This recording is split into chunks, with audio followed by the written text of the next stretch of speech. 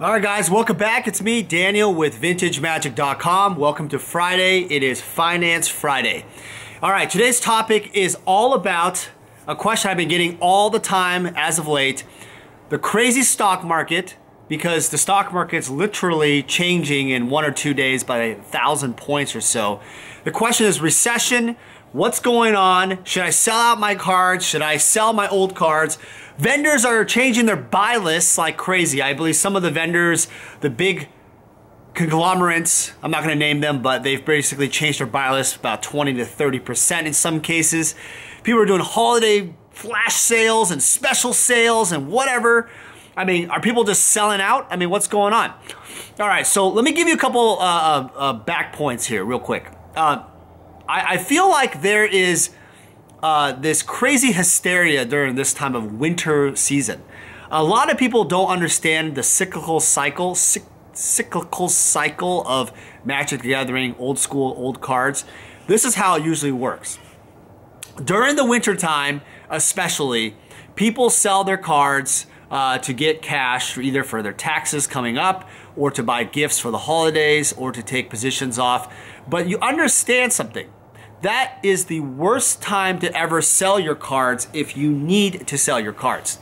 And I've said this in my channel many times, that the people that really have the ability to control their finances, control their personal finances, meaning that your credit card bill is not coming up, or you're in debt in some way, or you're barely getting by, you shouldn't be selling your cards at times when you have no control.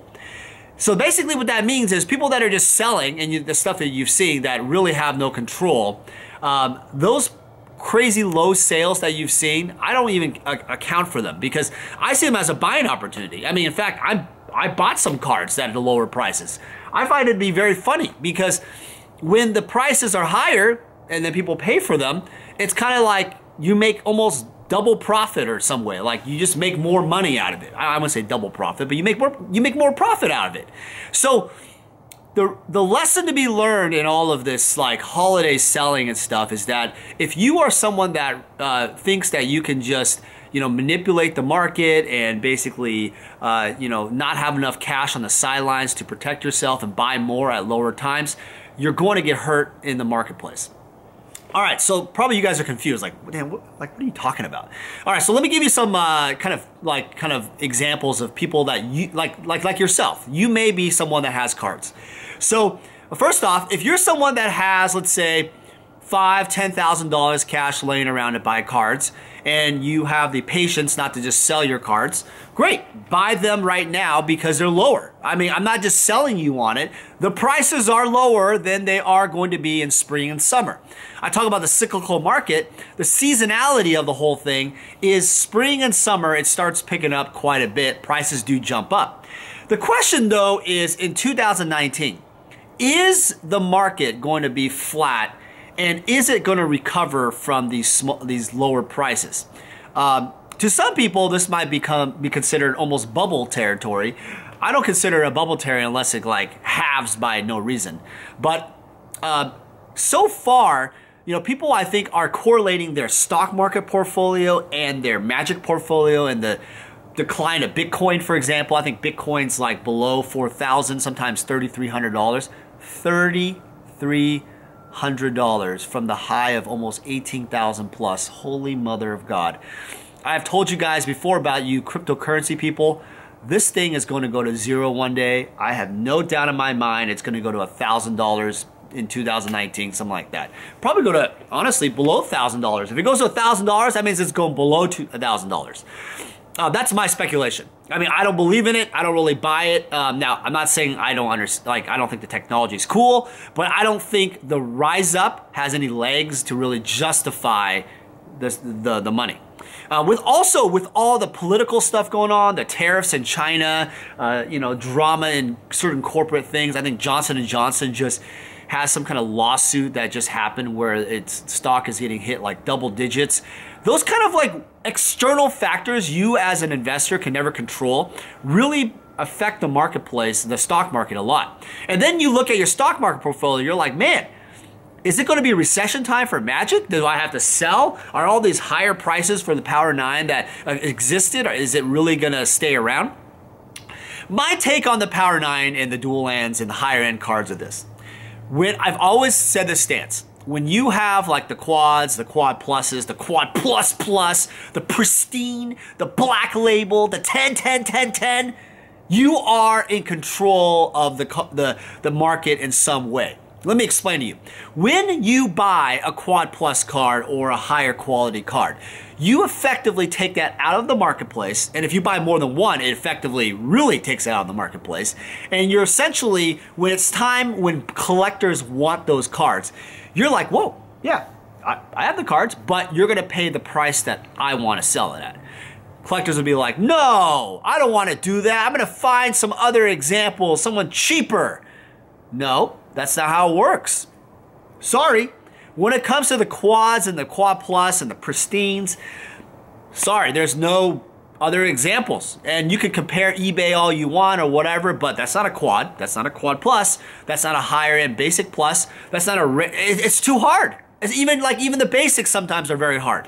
So you could argue it all you want, guys, but the thing is, when you have a higher quality condition card of any kind of collectible, I don't care if it's comic books, Magic cards, baseball cards, whatever, you have the price control because generally you're an investor that doesn't need the cash to sell to basically pay off their credit card. You generally have a lot of cash on the sidelines, you have other investments, you're highly diversified, so you're smart enough to realize, no, sorry, Mr. Collector, if you want to buy it from me, you're going to have to pay this price.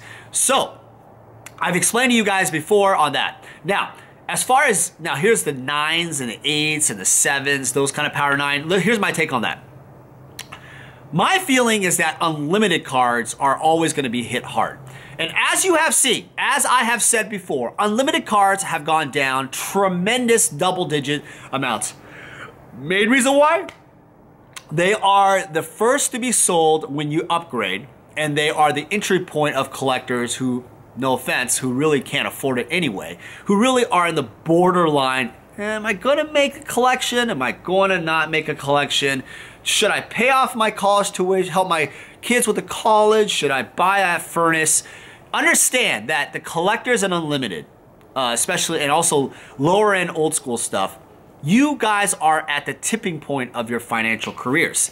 You need to realize that you have to understand the savings the dynamic, that your budget has to have personal wealth savings before you can buy Magic cards. I've said this before, no one ever listens, but it's true. You need to have personal savings. Well, Dan, my house in Southern California is worth $1 million, according to Zillow. That means I have $1 million. What? No. How much do you owe on that house? I owe like $750,000 loan. You don't have $1 million. I don't care what you think. I don't care if the house goes to $5 million. You still owe $750,000.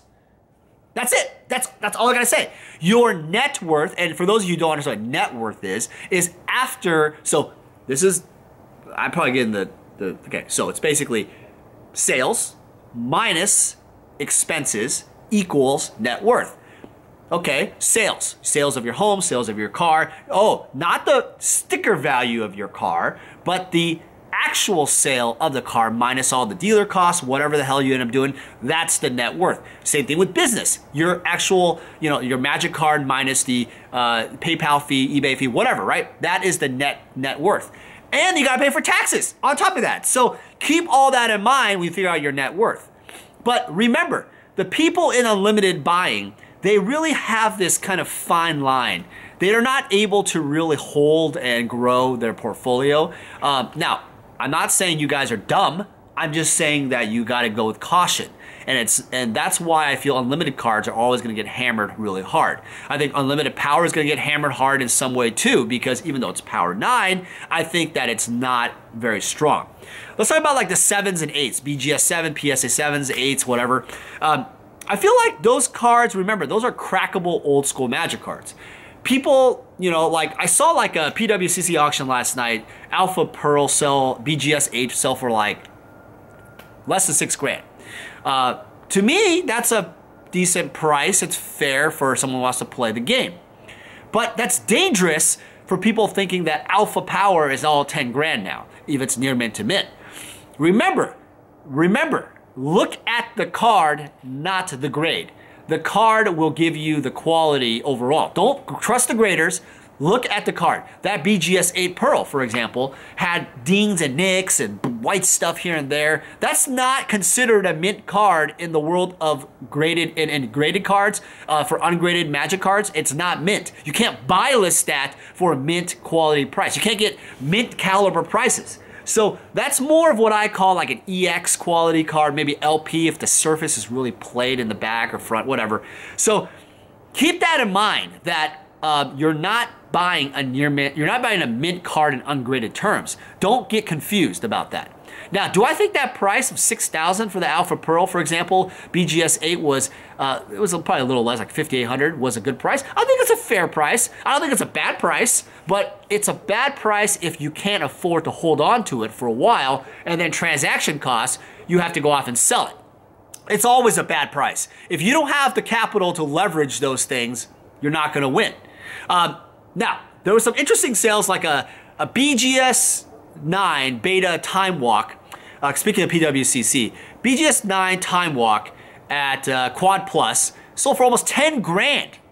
A BGS 9 beta, not alpha. Some of you guys are like, damn, the economy is great. See what I'm saying, guys? Quad Plus cards. It doesn't matter if it's a 9, 9.5, they just get premiums. That's just the way it goes. I'm sorry. Sorry, you guys who don't understand how it works. That's how it goes, because in the end of the day, people want black border. They want the quads. They want the quad pluses and the quad plus, whatever. You know, that's just the way it works. That's the premium card. Let's also talk about this quad 9999 Alpha Black Lotus is sold for like 52,000, something like that. That's, you know, remember the record earlier this year for basic was a whopping 87,000 something dollars on PWCC earlier this year. That's like it was like July or something, August. Now, keep in mind, this BGS 9 is a quad, so quads get a premium. But ask yourselves, the most recent basic auction that sold for an Alpha Lotus was like 32, 35K, 30K-ish. Okay, why is this quad getting like 15, 20 grand more than the other cards? Because it's the same thing I said before. Even with a half a subgrade difference, the idea, the enigma of a quad just makes collectors go crazy. They just go like nuts on the freaking keyboard. If you actually go and research this whole entire thing, you'll realize something, that in the bidding history, it was basically two guys duking it out, trying to get it at over 50K. Whereas everybody else was like 30-ish K. There's some, you know, there's some nice, healthy bidding at the 30K level. But that's what I'm saying. It only takes two people interested in fighting out an auction. It doesn't matter. It doesn't matter what you think. It's just the way it is. Now, is that real statistics? Is that really how it's worth? No, I don't think it's really what it sells for continuously. But I will say, it shows that the market is strong enough to have two people willing to go crazy at 50K range. I feel as if people need to understand that when it comes to the top tier alpha power and all that kind of stuff, I'm not gonna say it's economy immune, but the supply is so low, it's not like you're just gonna be able to get them every day of the week. And when you're ready to buy something, you don't have the ability to shop and price shop like other cards. I want a City in the Bottle Arabian Nights? Sure, on eBay there's plenty of them. Oh, if you want an Alpha Fireball? Sure, there's tons of Alpha Fireballs still. Even though they're rare, there's still supply out there. These Alpha Power, the high-end quads, the graded ones, they don't have that kind of like supply. So when a few bit bought up, the prices stay around and they stabilize very quickly. Also keep in mind, I think a lot of old school Magic players have said this to me. Why in the world is Collector's Edition, International Edition, all those cards, why are they not going well in the auctions and the prices? In fact, if you look at the prices, I kind of worry that the prices were kind of inflated. In fact, I saw Collector's Edition sets for like $8,000 to $9,000. Wow. I thought they were like 13, 14 grand, some of you bullish people out there in that area. Unfortunately, that's not how it goes. Let me explain in the brief few moments I have left. Collector's Edition, International Edition, the problem with that area is, again, you're looking at entry-level buyers at those prices. They're kind of like, they kind of claim to be this like, well, they say, well, I like this Collector's Edition International better than Unlimited because it's black border and has more potential. And Wizards is going to accept them in tournaments soon. I'm going to be bullish about that speculation. See, the thing is, Collector's International Editions is also just like Unlimited in some way. It's kind of like a speculation play of the future. It's kind of like the black border feel-good thing. It's really the entry level, and no offense to you guys collecting it. I understand what's up. You're investing in it. I like them too. I think they're beautiful, but they are entry level to a lot of collectors who really don't have the finances to go crazy like 100K plus on a beta or alpha sets. So remember, that's how it is. Now, you can speculate all day you want, but the market went up so high last year on those type of sets. The market has shown a lot of weakness. There's a lot of selling of the rares, a lot of selling of the dual lands and Power 9. And I think there was a good comment my friend Clint about the Power 9 of Collector's Edition and International Edition. Everybody has their Power 9 for old school and vintage already. People already have them in their decks. So keep in mind, most people won't downgrade to Collector's Edition because they're cheaper.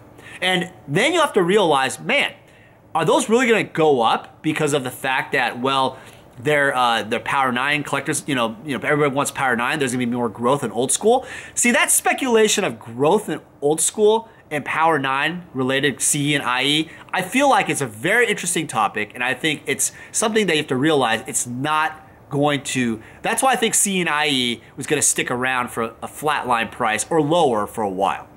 All right, guys, I hope you guys enjoyed your Friday. I hope you guys enjoyed the video. I will be in New York this weekend playing old school, more videos to come. That's it. Merry Christmas. Happy New Year. Happy Hanukkah.